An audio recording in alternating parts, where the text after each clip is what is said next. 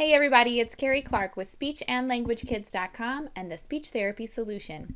Today I'm answering a question about group activities for self-contained autism classrooms. So this would be a classroom where you have a lot of children with autism all together, but they're all working at different levels. So some children are just working on learning how to be good learners in the classroom, and some children are actually working on their academic concepts. So how do you come up with activities that are going to be good for all levels of children with autism? So I have 3 activities for you here today. The first one is book reading activities. Reading books is always a great way to build language skills, and it's very adaptable to different language levels. So what you're going to do for this is you're going to read one book to the entire group, but you'll have different expectations to every child in the group. So I'm going to list off some possible skills that you can target here. So you could start with just having children sit with a quiet voice and a quiet body. So this could be your children who are just learning to learn. They could just be working on sitting there, and that's okay because they need to be able to do that before they can learn from the classroom environment. It's an important part of school. The next thing that you could do is have children work on participation by filling in a repeating line of a repeating line book. So whenever it gets to that line, they have to say it with you.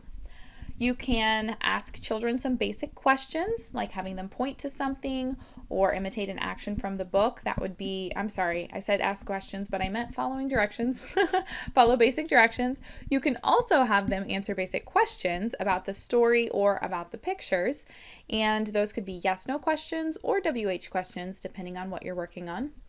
You can also work on vocabulary by asking the students, what's this, when you're pointing to vocab words, or if it's an older child who's working on some more advanced vocabulary, you can give them a list of words to listen for, and as that word comes up, they have to raise their hand or signal to you in some way that they heard that word.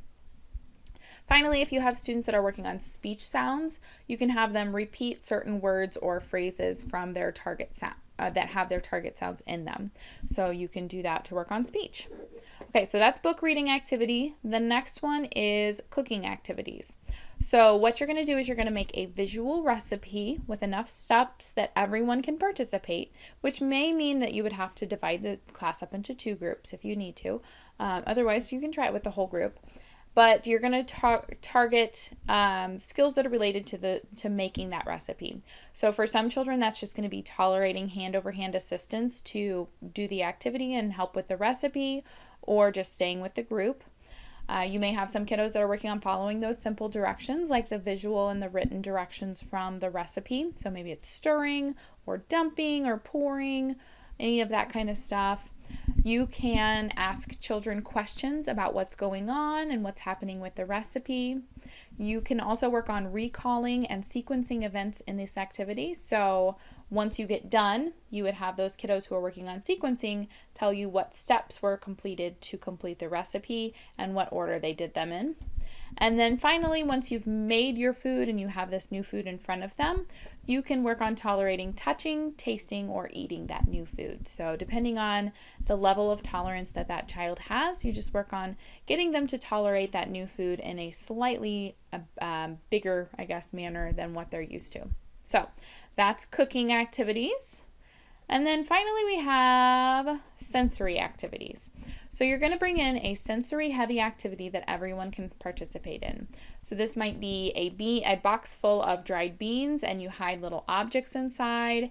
It could be shaving cream that you smear on the tables and the children get to draw and play in the shaving cream. Anything that's going to be a sensory activity that's going to engage their senses.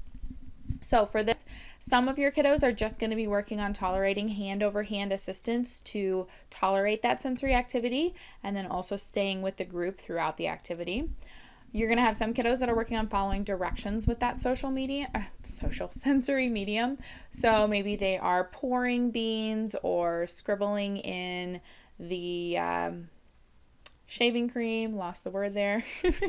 And then you're going to have some kiddos that are working on vocabulary. So for example, with the box of beans with the objects hidden inside, you can have the students label the objects as they find them and pull them out. You can also ask questions throughout the activity. You can ask the children questions about what they're doing, what other students are doing, what they're going to do next. You can use descriptive vocabulary to talk about the experience. So get those adjectives out and talk about how the medium feels. Does it feel heavy or light? Is it sticky or not sticky? You can use all kinds of different words to describe the sensory experience. And then finally, giving clues to guess what object was found. So for the example of the objects hidden in the bean box, you could stick your hand in, grab an object, and then describe it to the child and have him guess what it is before he sees it.